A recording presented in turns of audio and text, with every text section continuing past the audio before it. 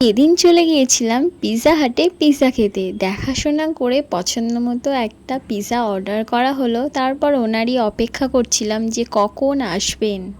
এই যে চলে এলেন তিনি। দেখতে যেমন টেস্টি ছিল, খেতেও টেস্টি ছিল। মানে ডমিনোসের থেকে টেস্টটা একটু বেশিই ভালো, আর প্রাইসটাও একটু বেশিই থাকে। তো যাই হোক, বেশ ভালোই চিকেন টিকেন দেওয়া ছিল। তো কিন্তু মোদ্দা কথা হচ্ছে এই সব জিনিস বেশি ভালো লাগে না। হ্যাঁ, খাওয়ার ক্রেভিং হয়, বাট এক পিস ঠিক আছে, মানে একটা স্লাইস খেলেই এনাফ আমার কাছে। তো যাই হোক, খুব কষ্টে শিষ্টে আমি এইটা শেষ করেছি। একটা খাওয়ার পর আর খেতে পারছিলাম না, বাট উপর থেকে অনেক অনেক অরিগ্যানো আর চিলি ফ্লেক্স দিয়ে দিয়ে আর পেপসি দিয়ে আর কি শেষ করেছি।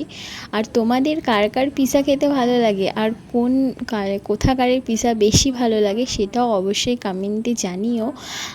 আর তোমাদেরকেই বলছি, হ্যাঁ, ভিডিওটা চুপি চুপি দেখলে হবে? লাইক কমেন্ট তো করতে হবে নাকি?